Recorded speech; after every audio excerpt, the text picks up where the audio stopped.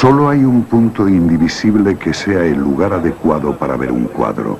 Los otros están demasiado cerca, demasiado lejos, demasiado altos o demasiado bajos. Pascal.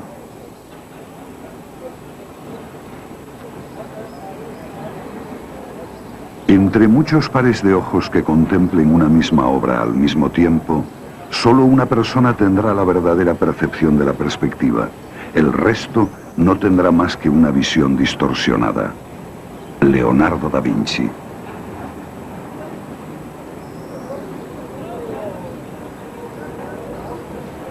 ...1990... 700.000 personas visitan la exposición Velázquez en el Museo del Prado de Madrid.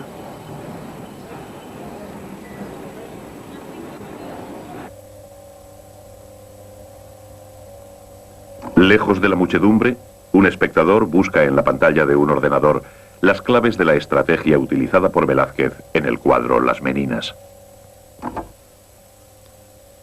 ¿Quiénes son los actores de este teatro pintado? El pintor, el propio Velázquez, pincel y paleta en mano.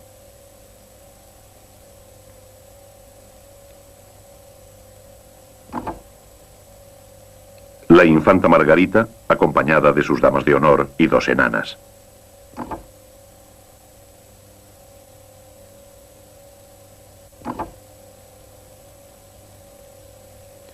Un personaje en el dintel de una puerta que abre el cuadro al espacio y la luz del exterior.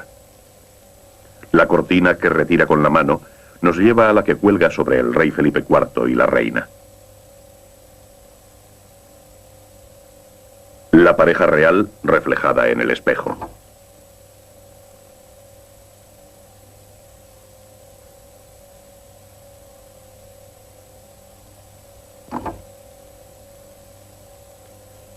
Finalmente, el espectador invisible, nosotros, el verdadero tema del cuadro. ¿Cómo sugiere este cuadro la presencia invisible del espectador? Todas las figuras están inmovilizadas en una disposición que, analizada según las reglas de la perspectiva, determina el sitio preciso que debe ocupar el espectador en relación con el cuadro.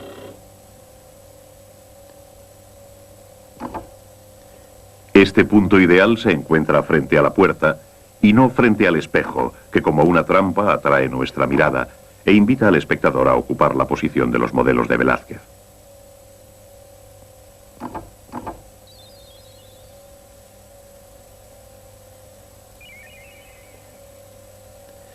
Si el espejo reflejara la imagen del espectador, significaría que el espectador se encontraría físicamente dentro de la sala y que, como puede verse aquí mediante la simulación del ordenador, podría penetrar en el espacio del cuadro y tener por tanto infinito número de puntos de vista.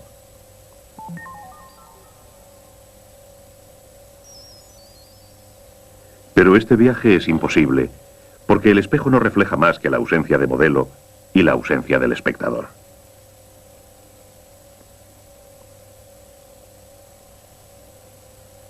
No muestra a la pareja real posando ante el pintor. En realidad refleja la cara oculta del lienzo pintado por Velázquez, del que nosotros solo vemos la parte posterior. El espejo refleja lo que está siendo pintado y no podemos ver.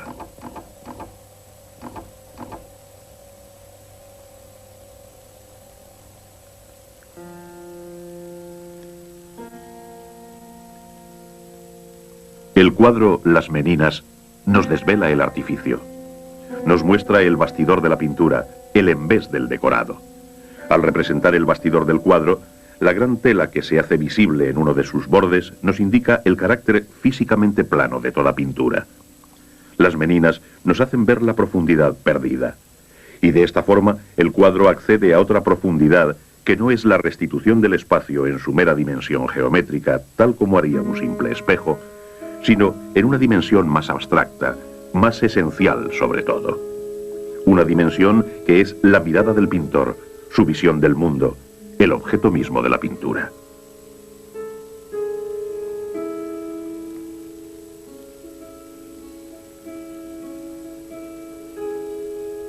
La obra capital de Velázquez es la culminación de una estrategia de la mirada. Y ahora dejemos que la cámara nos muestre la historia de otros cuadros del pintor.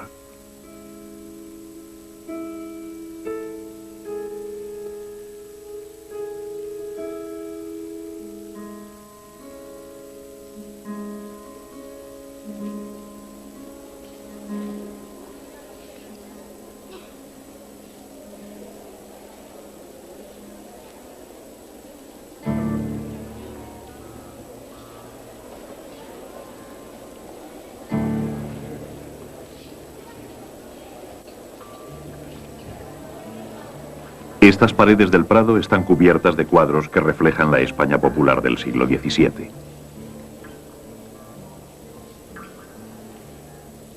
El Aguador de Sevilla muestra el virtuosismo de un pintor de solo 20 años.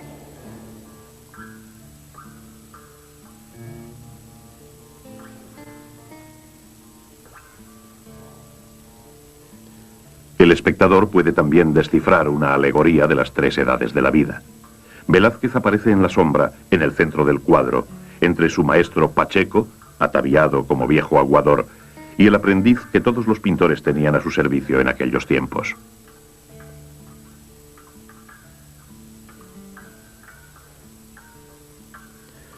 La Cena de Emaús es un cuadro ambivalente, a la vez pintura religiosa y bodegón. Una pintura de género, una escena de interior, semejante a las de la pintura flamenca de la época.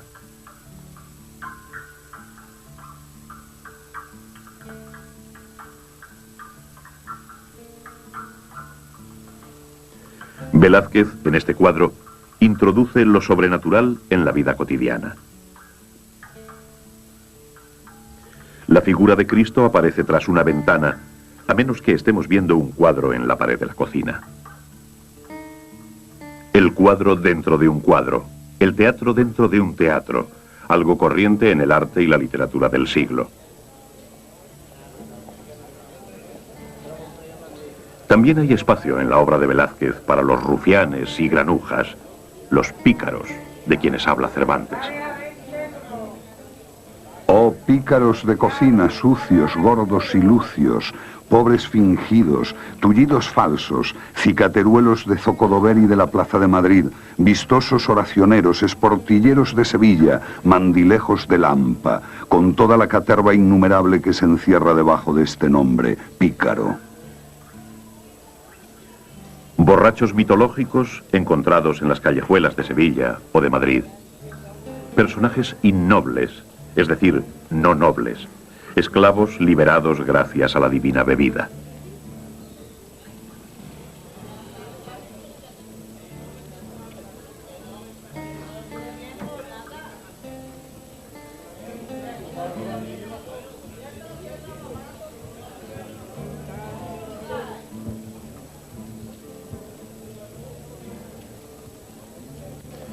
Velázquez pinta el Triunfo de Baco, conocido popularmente como Los Borrachos, en la misma época en que Rubens visita Madrid, en 1629. El pintor flamenco es también embajador de los Países Bajos ante la corte española.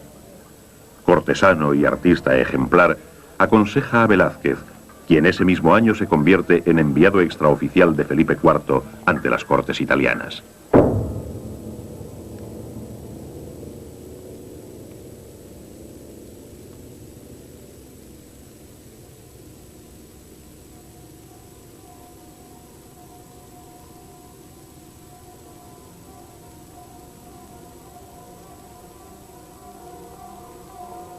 En Venecia, en Ferrara, se llega a sospechar que Velázquez es un espía.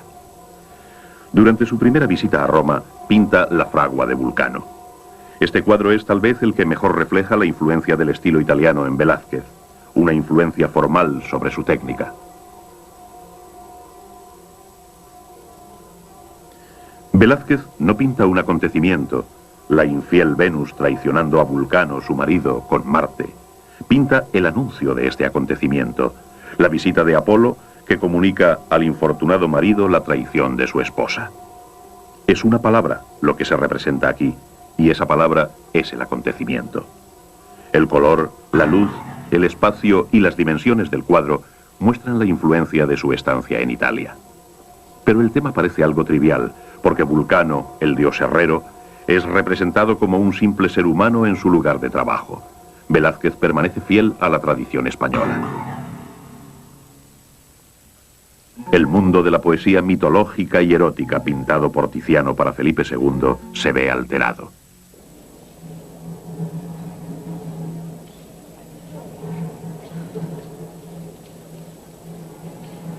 Dice Ortega y Gasset: Velázquez es un gigante ateo, un colosal impío. Con su pincel arroja a los dioses como escobazos.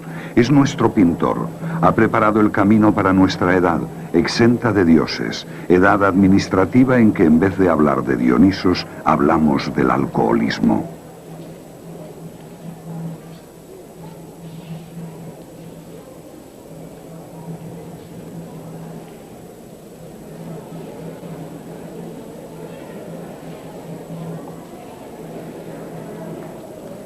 Las paredes del Prado albergan la galería de retratos velazqueños. Retratos de los pícaros de Sevilla, pero también de hidalgos y de grandes de España.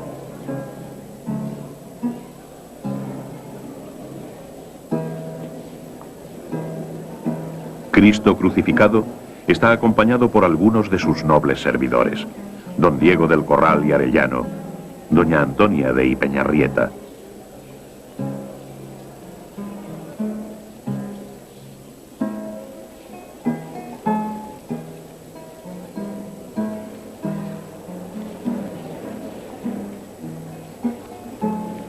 La Iglesia y la aristocracia son la base del poder absoluto del trono español, un poder que se extiende sobre los 5 continentes.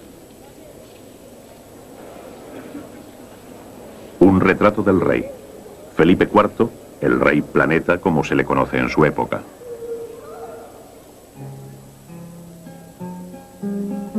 Hoy, el gran timbre de gloria de Felipe IV es haber preferido a Velázquez entre los pintores de la corte. La elección de un pintor. El propio Felipe IV había recibido clases de dibujo y pintura en su juventud.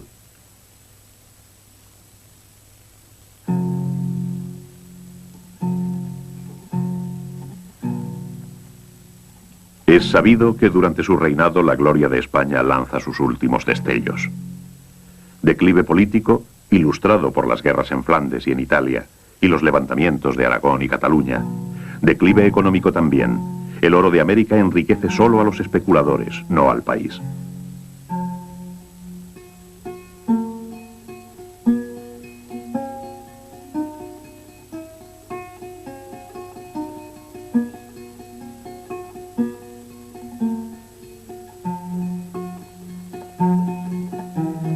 En 1629, Rubens dice de Felipe IV, pintado aquí por Velázquez: Solo despierta mi simpatía.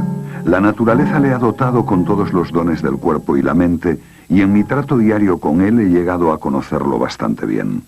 Ciertamente, sería capaz de gobernar en cualquier circunstancia si no le faltara confianza en sí mismo y no se apoyara tanto en los demás.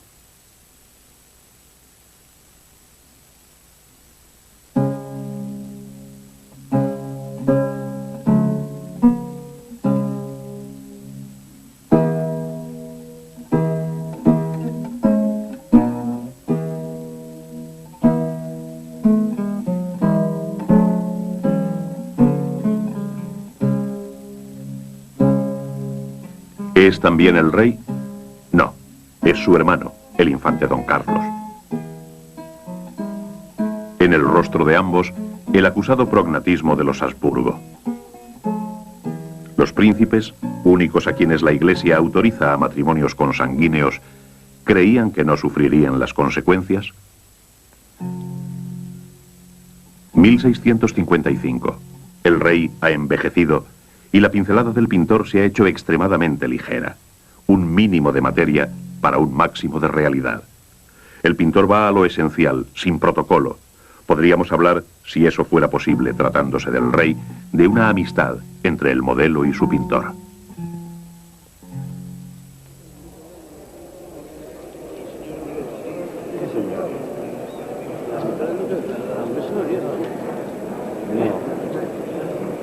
...23 de enero de 1990... El rey don Juan Carlos visita la exposición.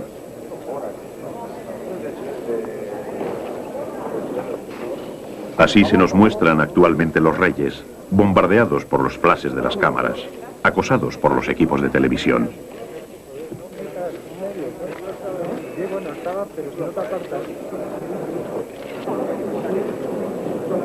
En 1627, García Salcedo Coronel dice de Velázquez: es un pintor sabio, cuyo glorioso arte rivaliza con la naturaleza y la deja estupefacta.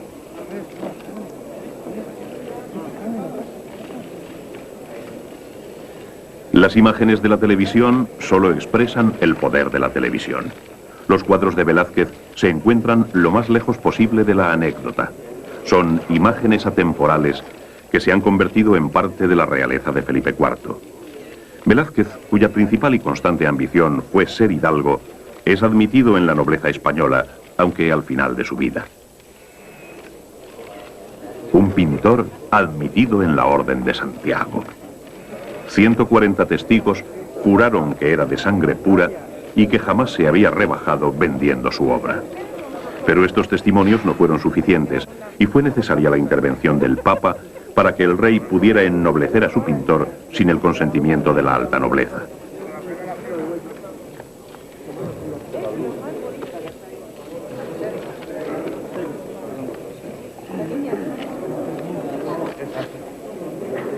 Imaginen al rey don Juan Carlos dando carta de nobleza a su fotógrafo o a un operador de vídeo.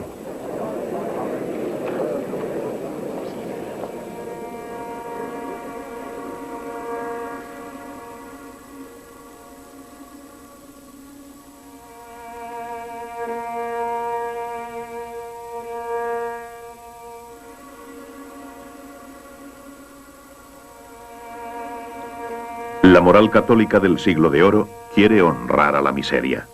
No hay salvación para los ricos y los poderosos que no conocen la compasión y rehuyen a los infortunados. La fealdad hace valorar la belleza. La locura hace valorar la razón. A la grandeza le gusta medirse con la bajeza.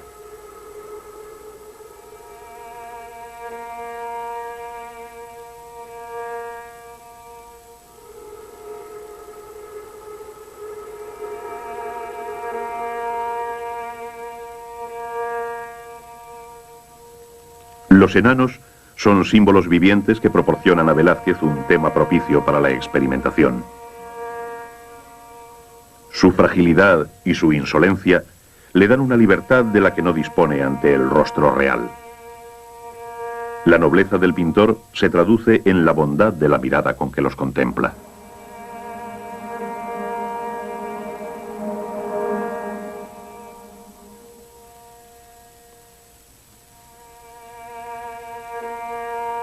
La pintura española nace con el gran movimiento de la Contrarreforma, que pide a los pintores que hagan descender a Dios sobre la tierra y creen imágenes del mundo tal como es. Realismo en este enano, el primo, representado aquí con un libro y tintero por ser uno de los secretarios del rey. Para describir este realismo, en el siglo XVII se decía que el artista pintaba la realidad con veracidad.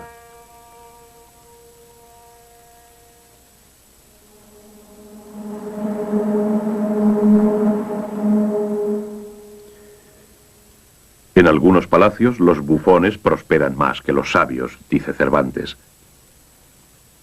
Así como los dioses de la antigüedad han tomado forma humana, también ha pasado el tiempo en que los poderosos inspiraban nobles alegorías.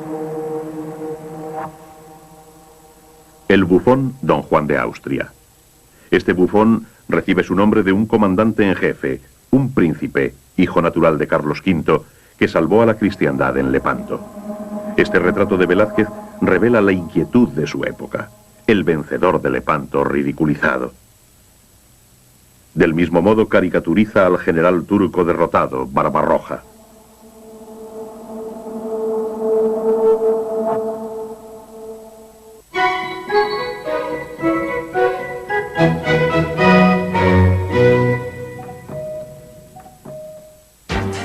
Flexiplan de ayuda. Esta es la verdadera actitud de un rey poderoso, dominante y solitario. Felipe IV, biznieto de Carlos V, a caballo como un emperador romano, el bastón de mando firmemente asido.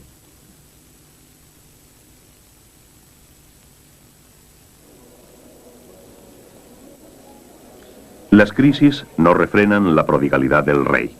En 1633, haciendo caso omiso de la difícil situación económica de su reino y de las amenazas de guerra, Felipe IV manda construir el Buen Retiro. Este palacio, hoy parcialmente desaparecido, es uno de los teatros donde se manifiesta la grandeza del rey. La grandeza de uno de los mayores coleccionistas de arte del siglo. Velázquez pinta un gran número de cuadros para este palacio, representando a la familia real en toda su majestad, sobre caballos de parada, dominados al parecer como los asuntos de Estado.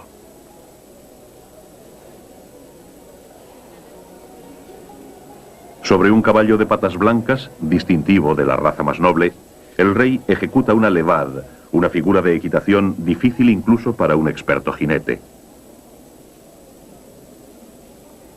El rey, comandante en jefe de los ejércitos, debe dar ejemplo de dominio de la fuerza.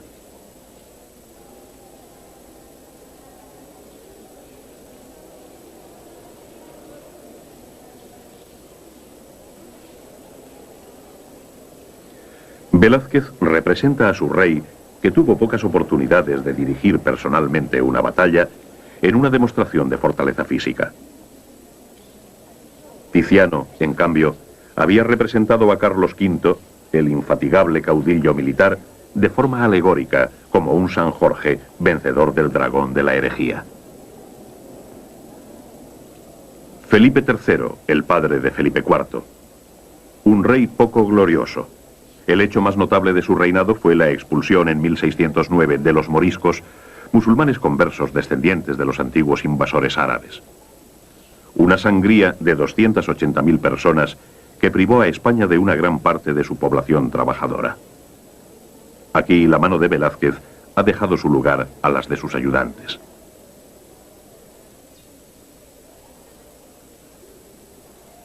Baltasar Carlos, el primogénito de Felipe IV, el hijo destinado al trono. Su retrato es indudablemente obra del pintor.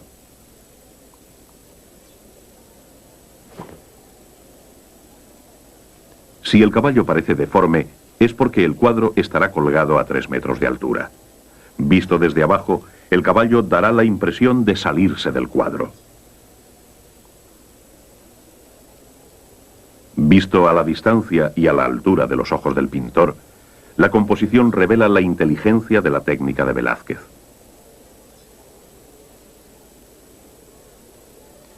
Para resaltar la extraordinaria belleza del tejido y el esplendor de los bordados, el pintor no reproduce los motivos decorativos hasta el menor detalle, como hicieron sus ayudantes con el manto de la reina Margarita. Velázquez rechaza esta delicada labor de artesanía. Él impone al espectador su estrategia de la ilusión. Para pintar el ropaje de sus modelos, proyecta una lluvia de pinceladas, como si estuviera haciendo un bosquejo apresurado. En desorden, aparentemente. Sin embargo, cada nota de color está sabiamente colocada, siguiendo un plan preciso.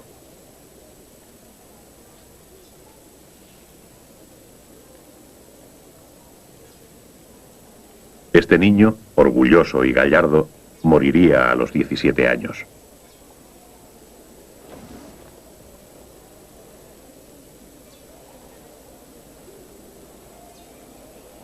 Gaspar de Guzmán, conde duque de Olivares, aparece aquí en la cima de su poder. Es el artífice de la victoria española sobre los ejércitos franceses en Fuenterrabía en 1638. La historia ha sido manipulada. En realidad, el ministro no participó en la batalla y es más famoso por su talento político que por sus virtudes guerreras.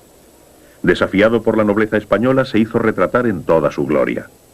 Velázquez participa en esta provocación como un gesto de amistad y gratitud a Olivares, quien lo había presentado al rey cuando no era más que un joven pintor.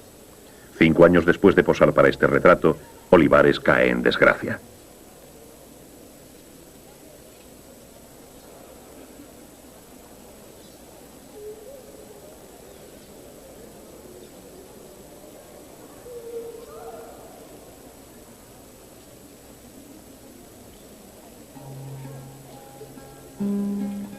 ¿Cuántos nobles hay en España durante el reinado de Felipe IV? Casi el 10% de la población del reino. Una hueste de Quijotes, ricos solo en orgullo y limpieza de sangre, frente a un puñado de poseedores de inmensas fortunas.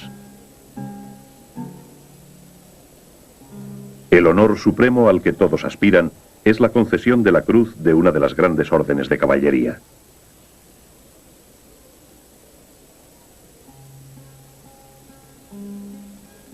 Nobleza sin título de Juan Martínez Montañés, escultor sevillano amigo de Velázquez, representado modelando la cabeza de Felipe IV.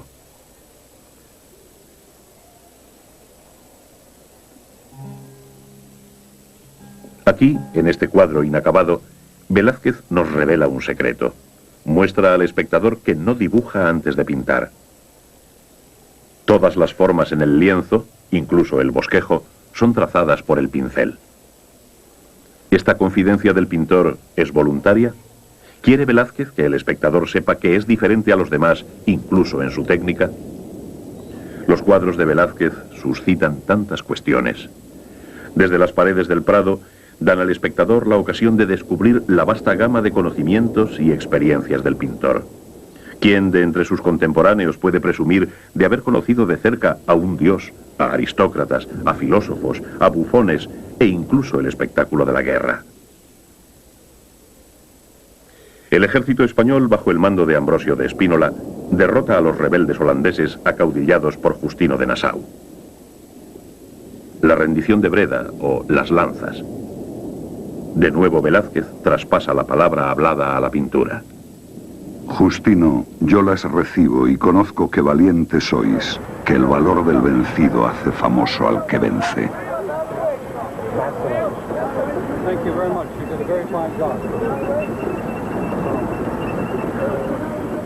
Sin embargo, estas palabras no pertenecen a la historia, sino a una obra de Calderón. Las verdaderas imágenes de la guerra, las imágenes de la muerte, suelen ser eliminadas en la televisión. Son sustituidas por discursos o por imágenes suavizadas. Del mismo modo, la corte española no podía tolerar las auténticas imágenes de la guerra en las paredes del Palacio del Buen Retiro. Escenas de saqueos, violaciones y asesinatos cometidos por los tercios, aquellas compañías que aterrorizaban a la población. Sobre el lienzo, los combates quedan escondidos en el paisaje, detrás de la geometría de las lanzas de los vencedores y el desorden de las picas de los vencidos.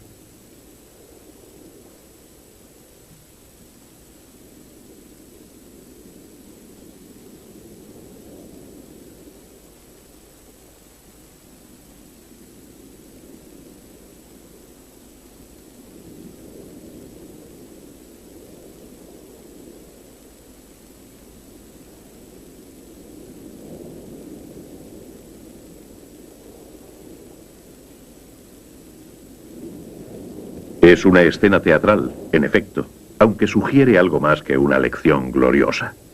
La mirada del vencido, sus compañeros que vuelven la espalda al pintor o inclinan la cabeza, la mirada de los vencedores, orgullosa pero fatigada, hacen presentir que la guerra en los Países Bajos continuará y que Breda será reconquistada por los holandeses. Y eso fue precisamente lo que sucedió 2 años después, en 1627. Para representar esta escena de teatro, Velázquez condensa el tiempo y el espacio históricos a la manera de un hábil escenógrafo.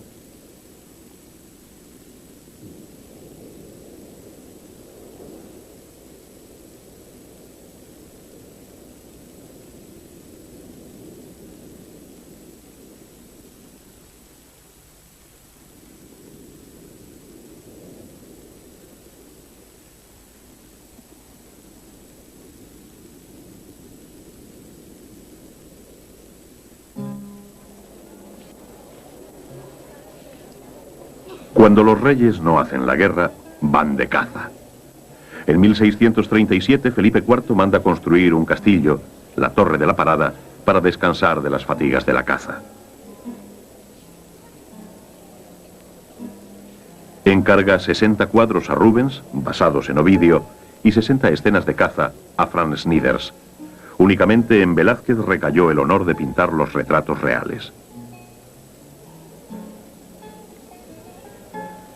Dice Pacheco: no es creíble la liberalidad y agrado con que es tratado de un tan gran monarca, tener obrador en su galería, y su majestad llave de él, y silla para verle pintar de espacio casi todos los días.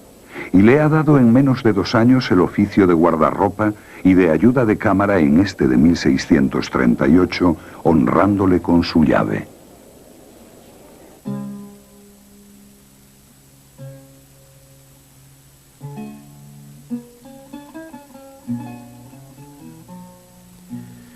Estas imágenes, en las que los perros y el paisaje están tratados con la misma devoción a la verdad que las figuras de los nobles, son imágenes privadas, sin implicaciones políticas, pintadas solamente para los ojos del príncipe y sus familiares.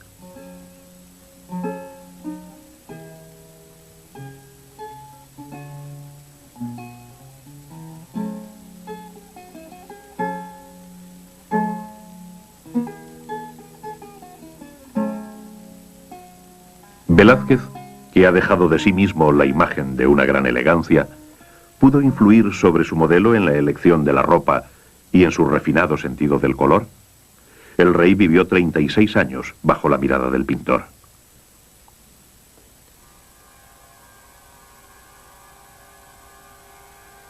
Hasta los 40 años, Felipe IV, cazador, mujeriego y gran coleccionista de arte, es un rey que vive la vida al máximo. Abandona el Escorial, el impresionante exvoto en granito construido por su abuelo Felipe II. Arquitectura de orgullo y de penitencia, palacio y convento, es también el lugar escogido para albergar el impresionante panteón de los reyes de España. Hacia 1645, después de la partida de Olivares, que era también responsable del esparcimiento del rey, y después de la muerte de su esposa y de su hijo, Felipe IV empieza a visitar con más frecuencia este lugar trágico y decide continuar las obras en el Panteón de los Reyes.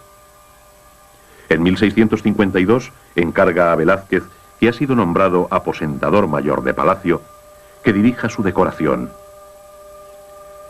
Y es Velázquez, como decorador, quien exige que la imagen de Cristo crucificado sea realizada según las reglas enunciadas por Pacheco. Cristo debe ser representado clavado en la cruz con 4 clavos, como hizo él mismo en su crucifixión.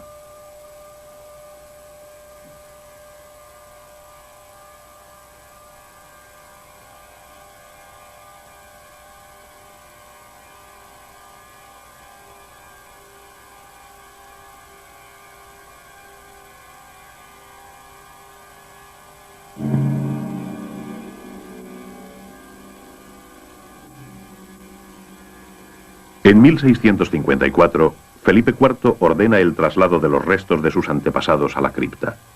Al abrir el ataúd del emperador Carlos V, descubre asombrado que el cuerpo de su antepasado, el fundador de la dinastía, está intacto. Esta visión hace estremecer al rey, que se vuelve aún más devoto. Misticismo y placer, sombra y sol.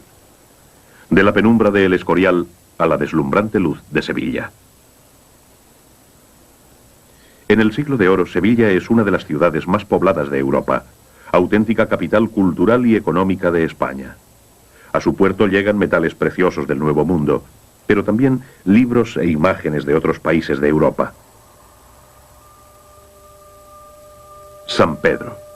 El domingo 6 de junio de 1599, en esta iglesia construida en el siglo XIV en el antiguo emplazamiento de una mezquita, es bautizado Diego, hijo de Juan Rodríguez de Silva y Jerónima Velázquez. Al igual que Picasso, muchos años después, Velázquez es conocido por su apellido materno.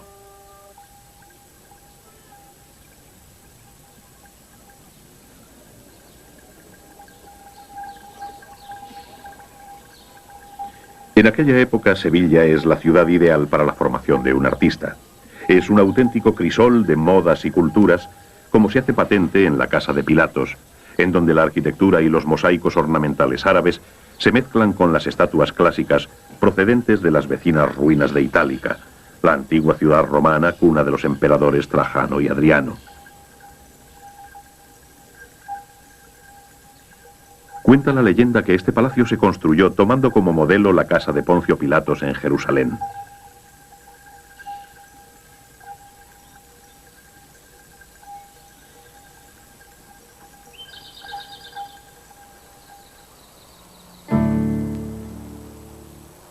En 1604, el dueño de la casa, el duque de Alcalá, se hizo retratar en figura de Hércules por el pintor sevillano Francisco Pacheco. El autor de esta alegoría es menos conocido por su arte que por haber tomado en 1611 como aprendiz a Velázquez, que entonces tenía 12 años. Un aprendizaje excepcional. Pacheco es un hombre culto que dirige una academia donde se concentran los mejores talentos y la élite intelectual de Sevilla. El joven Velázquez aprende allí el oficio de pintor y es educado en la tradición humanista.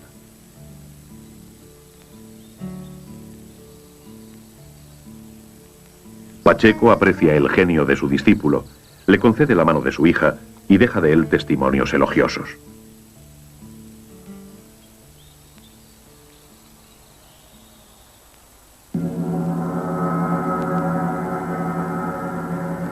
Diez años después de la muerte de Velázquez, Luca Giordano pinta una alegoría de España en el techo del Casón del Buen Retiro, hoy un anexo del Museo del Prado.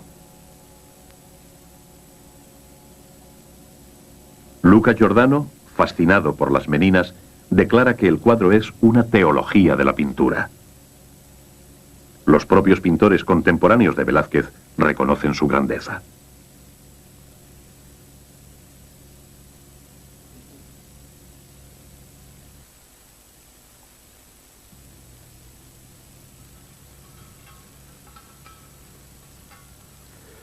Las revoluciones son muy escasas en la historia del arte.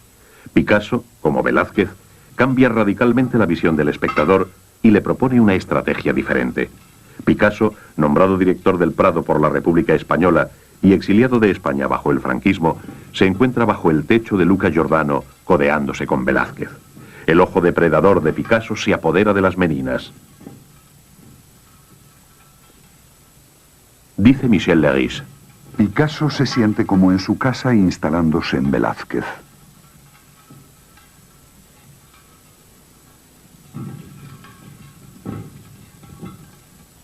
Entre el 17 de agosto y el 30 de diciembre de 1957, pinta 44 variaciones sobre las Meninas. Picasso se entrega apasionadamente a esta empresa, con un pie en el pasado y otro en el futuro. Experimentador insaciable, pasa 6 meses ante el cuadro más enigmático de la pintura occidental, extrayendo de él inspiración, apuntes, bosquejos, volviendo a él una y otra vez.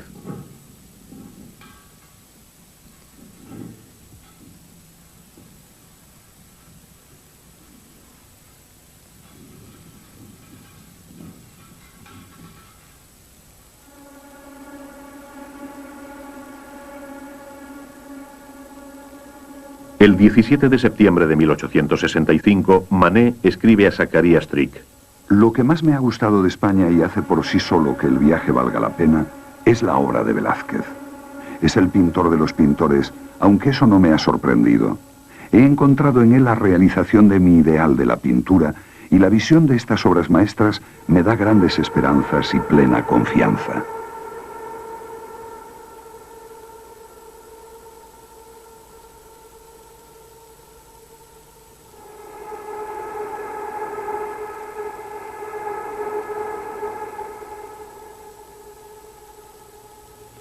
El ideal de Manet es pintar la realidad sin teoría. Aquí, sin perspectiva lineal, sin fondo, el sujeto a solas. El Pífano, pintado en 1866, unos meses después de su regreso de España.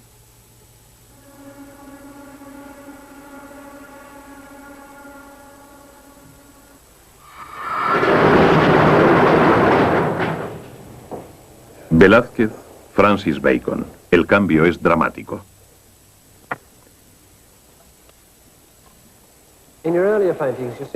En los primeros cuadros ha insistido usted sobre todo en la cabeza y la boca. ¿Recuerda lo que pensaba entonces, en 1949? Sí, lo recuerdo. Yo pensaba que sería capaz de pintar la boca con toda la belleza de un paisaje de Monet. Sé que fracasé. ¿Por qué piensa eso? No creo que lo haya conseguido. Creo que debería tener más color. Debía haber hecho el interior de la boca con todo el colorido magnífico del interior de la boca, pero no lo conseguí. Este es uno de los mejores cuadros del mundo. Uno de los mejores cuadros del mundo, desde luego. Estaba obsesionado con Velázquez y cometí un gran error. Intenté hacer cuadros sobre el grito del Papa, pero no lo conseguí. No di con los colores. No conseguí que el grito fuera suficientemente vibrante. No es lo que yo buscaba. Hacer gritar al Papa Inocencio X. Velázquez solo pretendía hacer hablar a su modelo.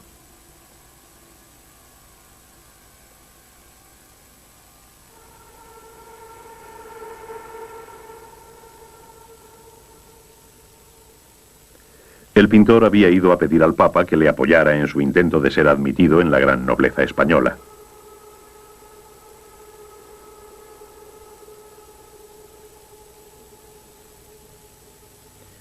La firma del pintor está en la carta que sostiene el Papa. El pintor y el modelo reunidos como si fuera una conversación y no una fría visita protocolaria.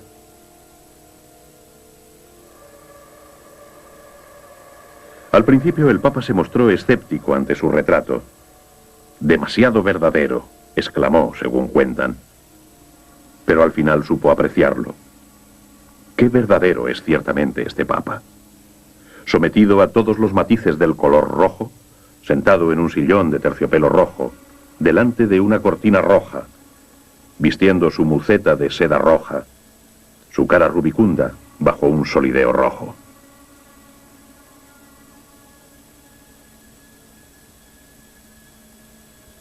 Su sobrepelliz blanco cremoso es una cascada de encaje lograda mediante una lluvia de pinceladas.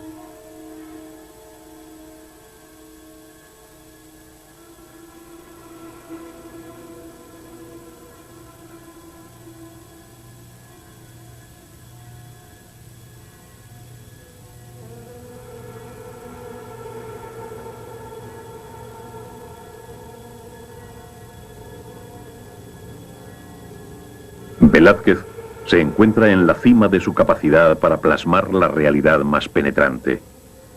La astucia de este anciano de 76 años permanece extraordinariamente alerta. Velázquez conoce a Inocencio X durante su segundo viaje a Italia en 1650. Su misión es, una vez más, satisfacer la pasión del rey de España por las obras de arte. Es una larga estancia, 2 años y 8 meses. Varias veces el rey le pide que regrese, pero Velázquez se retrasa y se toma su tiempo para mandar hacer moldes de las estatuas clásicas que ha seleccionado. La verdadera razón de su prolongada estancia ha salido a la luz recientemente. Una italiana, aristócrata o criada, nadie lo sabe, le da un hijo ilegítimo.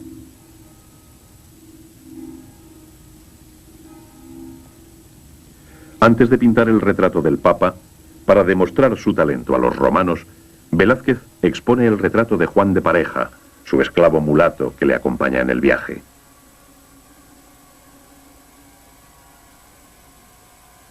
¿Será una señal de la dulzura de la estancia que Velázquez le conceda la libertad antes de regresar a España?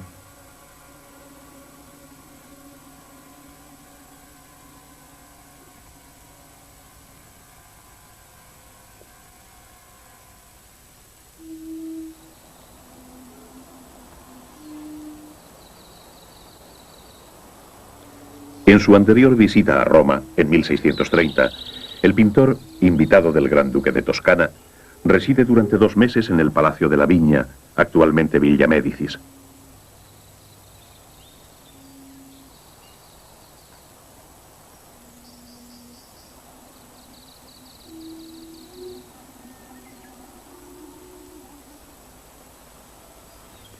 Cuando regresa a Roma, 20 años más tarde, vuelve a visitar esta noble y elegante residencia para pintar imágenes de sus jardines.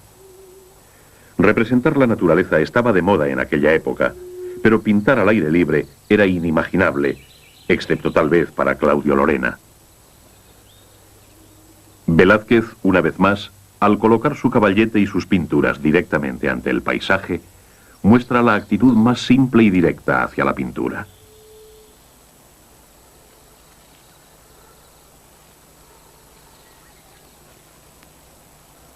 Llega incluso al extremo de usar la trama del lienzo para representar los ladrillos de la pared.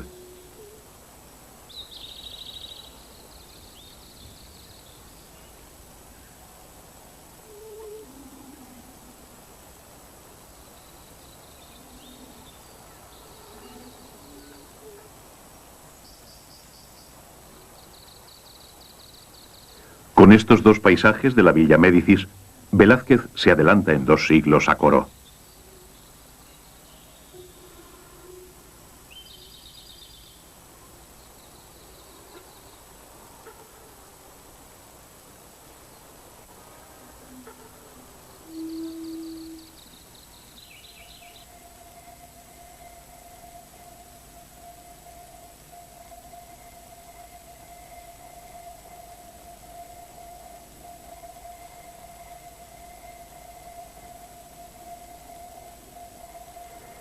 En Italia, Velázquez recolecta cosas muy interesantes para el rey de España. Adquiere 2 pinturas del Veronés y 7 de Tintoretto en Venecia. Esculturas decorativas y cierta cantidad de bronces, incluyendo el Hermafrodita, moldeado sobre el original de la Villa Borghese. Italia y Venus. La Venus del Espejo fue pintada para un famoso coleccionista, Gaspar de Haro, marqués de Liche. Por este hombre, tan aficionado a las mujeres, el pintor desafía la moralidad española pintando un cuerpo desnudo y abre un nuevo camino al combinar en un solo lienzo el tema del aseo de Venus con el de Venus recostada.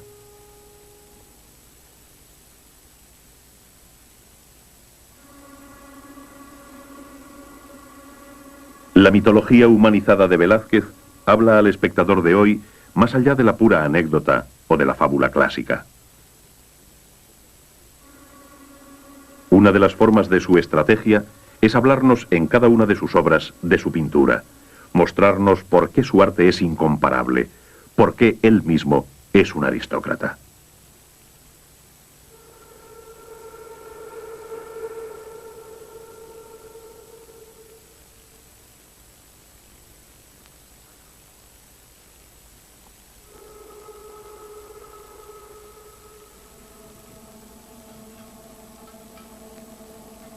Miremos estas hilanderas. Leamos el cuadro como un manifiesto escrito por Velázquez para convencer al espectador de que el lugar del artista está entre los más nobles. El fondo del cuadro representa el tapiz tejido por la humana Aracné en desafío a la diosa Minerva. Ovidio nos cuenta que las 2 rivales fueron juzgadas iguales, es decir, que el arte humano puede igualar la creación divina.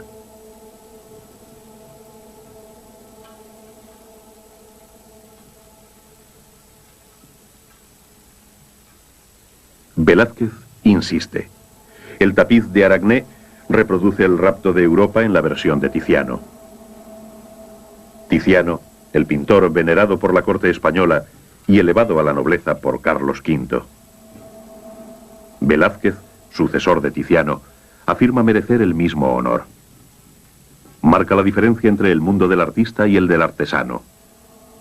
La mujer en la rueca, la que enrolla el hilo en un ovillo, y la que se dispone a cardar la lana.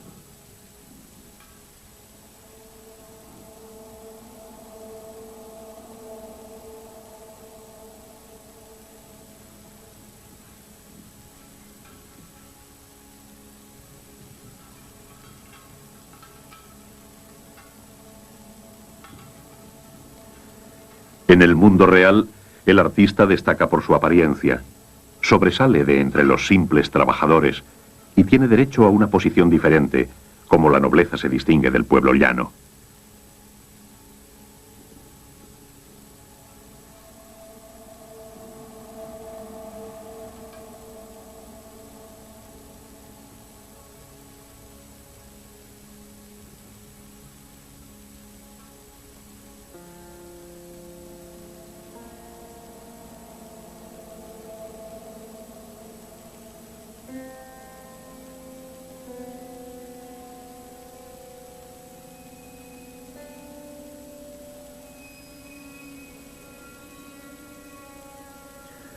Los esfuerzos de toda su vida se ven recompensados en 1658, 2 años antes de su muerte. Este es el autorretrato en el que figura su triunfo. Ha pintado sobre su pecho la Cruz de Santiago, concedida por el rey.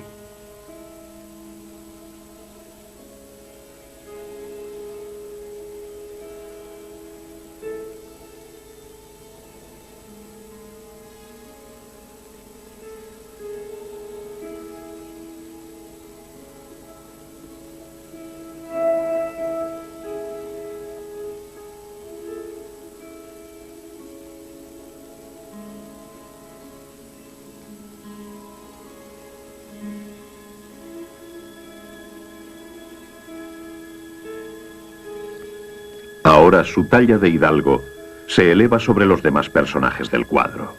¿Y qué personajes?